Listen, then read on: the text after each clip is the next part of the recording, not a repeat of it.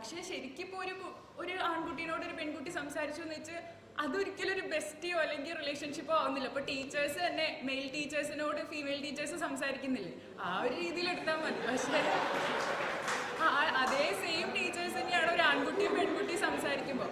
ഇപ്പൊ പൊതുവെ പണ്ട് തൊട്ടേ ക്ലാസ് റൂമിൽ കണ്ടുവരുന്നൊരു കാര്യം, ആൺകുട്ടികൾ സംസാരിച്ചു കഴിഞ്ഞാൽ പെൺകുട്ടികളെ ബെഞ്ചിൽ കൊണ്ടിരുത്തും എന്നുള്ളത്. അങ്ങനെ കൊണ്ടിരുത്തുന്നതുകൊണ്ട് എന്താ പ്രശ്നം? അവിടെ ഇപ്പോൾ ബോയ്സിന് അങ്ങനത്തെ ഒരു പ്രശ്നമല്ല, അവർക്ക് കുറച്ചുകൂടെ ഉപകാരമായി എന്നുള്ള രീതിയിൽ അവരത് കാണുന്നു.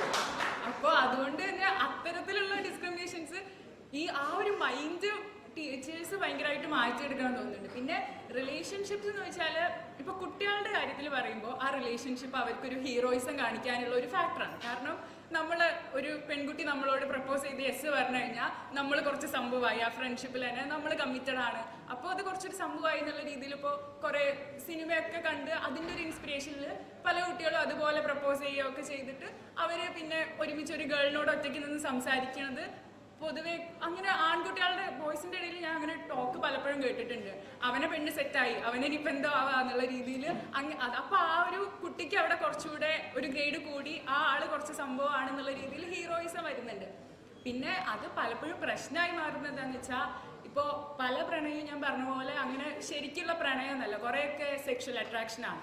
അപ്പോൾ ഈ കുട്ടികൾ തമ്മിൽ അറിവില്ലായ്മ കൊണ്ടാണ് പല രീതിയിൽ സെക്ഷൽ എന്തെങ്കിലും സംഭവങ്ങൾ ഉണ്ടായി കഴിഞ്ഞു കഴിഞ്ഞാൽ അത് പിന്നീട് ഈ പറഞ്ഞ പോലെ ഈ പ്രായത്തിൽ ഒരാളോട് മാത്രം നല്ല പ്രണയം തോന്നുക, എല്ലാവരോടും തോന്നും. അപ്പം അതുകൊണ്ട് തന്നെ കുറച്ചു കാലം കഴിയുമ്പോൾ നമുക്കത് വേണ്ടായിരുന്നു തോന്നി റിഗ്രറ്റ് അടിക്കും. പക്ഷെ അത് ഇപ്പോഴും നോർമലൈസ് ചെയ്യപ്പെടാത്തതുകൊണ്ടും ഇത്തരത്തിലുള്ള സെക്ഷൽ എഡ്യൂക്കേഷൻ നമ്മുടെ ഈ കേരളത്തിലെ സിലബസിൽ ഒട്ടും ഇല്ല എന്ന് തന്നെ പറയാം. കാരണം എന്താണെന്ന് വെച്ചാൽ ഇപ്പോൾ ബയോളജിയിൽ നമ്മൾ പഠിക്കുന്നുണ്ടെങ്കിൽ പോലും +1 നമ്മൾ കുറച്ച് ഡീപ്പായി പഠിക്കുന്നുണ്ടാവും. പക്ഷെ അത് സയൻസ് സ്ട്രീം എടുക്കുന്ന കുട്ടികൾ മാത്രമേ അതിനെക്കുറിച്ച് പഠിക്കുന്നുള്ളൂ. ഞാൻ പലപ്പോഴും ഞാനൊരു കൊമേഴ്സ് സ്റ്റുഡൻ്റ് ആണ്. അപ്പം എൻ്റെ ഫ്രണ്ട്സ് ആണെങ്കിലും ബാക്കി വേറെ സയൻസ് അല്ലാത്ത എല്ലാ സ്ട്രീമിലുള്ള കുട്ടികളും അതിനെപ്പറ്റി വലിയ ധാരണ ഇല്ലാണ്ട് സോഷ്യൽ മീഡിയയിൽ നിന്നൊക്കെ കേൾക്കുന്ന പല കാര്യങ്ങളെക്കുറിച്ചും പറയുകയും അതാണ് റിയൽ ലൈഫ് എന്നുള്ള രീതിയിൽ പല ഫാൻറ്റസികളും റിയൽ ലൈഫ് ആക്കാൻ വേണ്ടി ചെയ്യുന്ന കണ്ടിട്ടുണ്ട്. അപ്പോൾ ആ റിലേഷൻഷിപ്സ് പിന്നെ ഒരു കുട്ടി നമ്മൾ കുറേ കാലങ്ങളായിട്ട് ഇഷ്ടമുള്ള ഒരു കുട്ടി പ്രപ്പോസ് ചെയ്ത് റിജക്റ്റ് ചെയ്ത് കഴിഞ്ഞാൽ സൂയിസൈഡ് എന്ന് പറഞ്ഞാൽ ആ കുട്ടീനെ ബ്ലാക്ക് മെയിൽ ചെയ്യുക. അതുപോലെ തന്നെ ഇനിയിപ്പോൾ ഒരു റിലേഷൻഷിപ്പ് ഫെയിൽ ആയി കഴിഞ്ഞാൽ സൂയിസൈഡ്, അതേപോലത്തെ അങ്ങനത്തെ കുറേ പ്രശ്നങ്ങൾ ഫ്രണ്ട്സിൻ്റെ ഇടയിലൊക്കെ ഞാൻ കുറേ കണ്ടിട്ടുണ്ട്.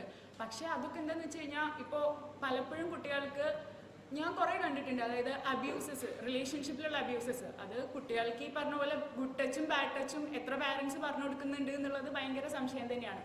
അപ്പോൾ ഒരു റിലേഷൻഷിപ്പിൽ അങ്ങനത്തെ അബ്യൂസസ് ഒക്കെ ഉണ്ടായി കഴിഞ്ഞാൽ അത് ആ കുട്ടിക്ക് എവിടെ പറയണം എന്ന് അറിയണില്ല. കാരണം പാരൻസിനോടൊക്കെ പറഞ്ഞു കഴിഞ്ഞാൽ അത് ഭയങ്കര പ്രശ്നമാവും.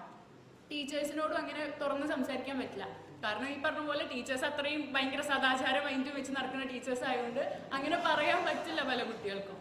അപ്പോൾ അതുകൊണ്ട് പിന്നെ വേറൊരു ടീച്ചേഴ്സിൻ്റെ ഭാഗത്തു നിന്നുള്ള ഏറ്റവും മെയിൻ ആയിട്ടുള്ള ഒരു സംഭവം, എൻ്റെ 2 ഫ്രണ്ട്സ് ഉണ്ടായിരുന്നു. അതിൽ ഈ ബോയ് നന്നായി പഠിക്കുന്ന കുട്ടിയാണ്, സ്കൂൾ ടോപ്പറായിരുന്നു. പക്ഷെ ആ ഗേൾ അത്യാവശ്യം ഒരു ആവറേജ് സ്റ്റുഡൻറ്റ്. അപ്പോൾ ഇവര് റിലേഷനാണ്, പക്ഷെ അത് ടീച്ചേഴ്സ് അറിഞ്ഞു. പക്ഷെ ഇവനോട് ഈ ടീച്ചേഴ്സ് ഒന്നും പറയില്ല. അതായത് അവൻ പഠിക്കുന്നുണ്ടല്ലോ, പിന്നെ എന്തോ ആയിക്കോട്ടെ എന്നുള്ളതാണ്. പക്ഷെ ആ ഗേളിനെ ഭയങ്കരമായിട്ട് ടോർച്ചർ ചെയ്യുക. അതായത് പഠിക്കുന്ന കാര്യത്തിൽ എന്നല്ല, ആ കുട്ടി ഒന്ന് മുടി അഴിച്ചിട്ട് വന്ന അവരെ എന്തിനാന്നുള്ള രീതിയിൽ, അതായത് ബോയ്സിനെ കാണിക്കാൻ വേണ്ടിയിട്ടാണ് എന്നൊക്കെ പറഞ്ഞ് അങ്ങനെ പല രീതിയിലുള്ള ഡിസ്ക്രിമിനേഷൻ അതായത് പഠിക്കുന്ന കുട്ടി പഠിക്കാത്ത കുട്ടി, അത് റിലേഷൻഷിപ്പിന്റെ കാര്യത്തിലും കൊണ്ടുവരുന്ന രീതിയിലുള്ള പ്രവണതകൾ ഇഷ്ടം പോലെ കണ്ടിട്ടുണ്ട് ഞാൻ.